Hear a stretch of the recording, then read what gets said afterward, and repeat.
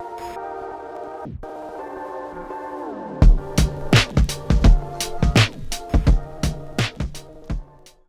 back to the channel for another video on our 22 WRX. Today we're going to be talking about check engine lights and aftermarket J-pipes.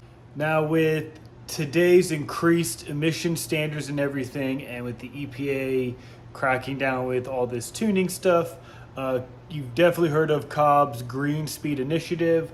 Part of that is that they cannot turn off check engine lights for like catalytic converters, TGV deletes, EGR deletes.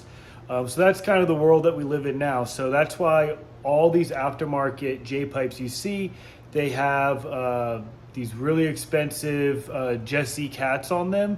And that's what's driving the cost of these J-pipes up. Now these Jesse high flow cats, they're not perfect. So sometimes it doesn't filter enough of the emissions out of the exhaust, and your rear O2 sensor will trigger a check engine light saying your cat is below threshold. This could happen on a brand new J-pipe, and you know the cat's working perfectly fine since it's brand new.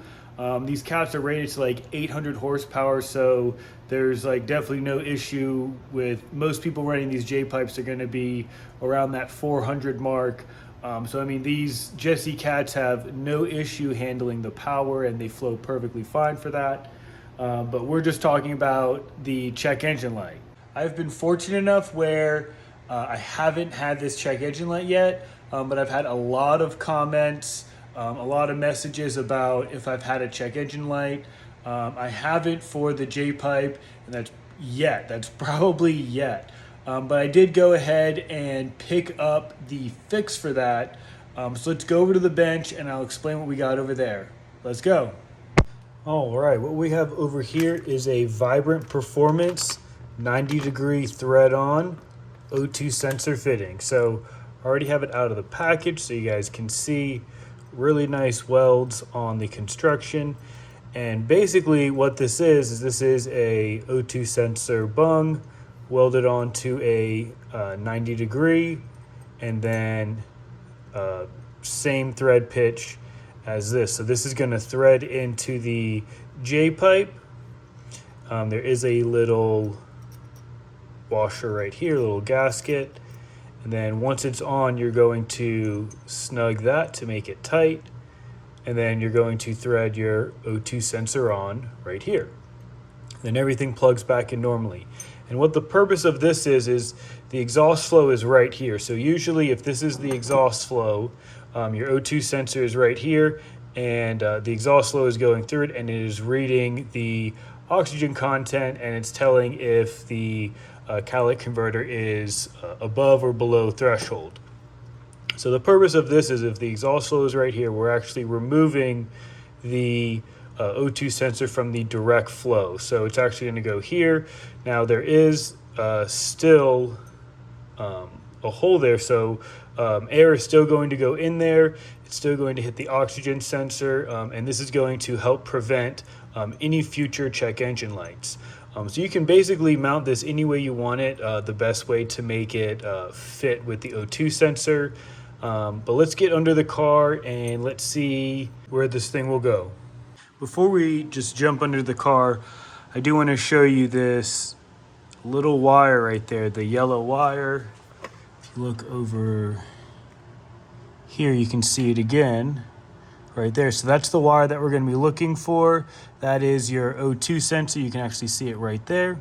So let's get under the car and check it out. All right, and we are under the car. There's the front.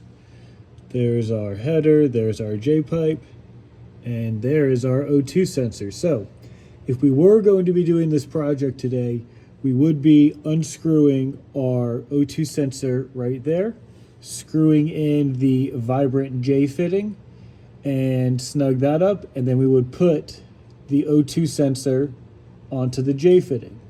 So by doing that, you're removing the O2 sensor from the direct flow of the exhaust, so that's going to help prevent getting any check engine lights. I will be installing it right away when our ETS turbo kit comes in. That's going to be the G3900, so just going to put it on just from the beginning, just so I don't have any issues with that. So that being said, eventually we will be selling our P&L cat and J pipe. See, we have our heat shield for our cat there, still working great. And our exhaust wrap is flawless still. So I will leave a link in the description for the O2 sensor fix. When I did make this video, they did have a bunch in stock. It was from MA Performance, so definitely check them out and pick one up for yourself. Well, that's all I got for you guys on this one. Quick little informative video. If you do have this check engine light, this can definitely help. On previous generations, I do remember seeing J-pipes with this already welded on. So like if the exhaust flow was going this way, they had it welded on that way. So the O2 sensor basically got like nothing. So this isn't like something new or anything, but I didn't see anyone talk about this on any of the like groups on Facebook, and I haven't seen any videos on it as well. So I wanted to make a quick little video about this part since I will be installing it with the ETS turbo kit. We ordered the kit about 2 weeks ago, so their lead time is 2 to 3 weeks. With Black Friday, maybe an additional week. We did get that order in before Black Friday, so you never know. So we should be getting this kit within the next week or two.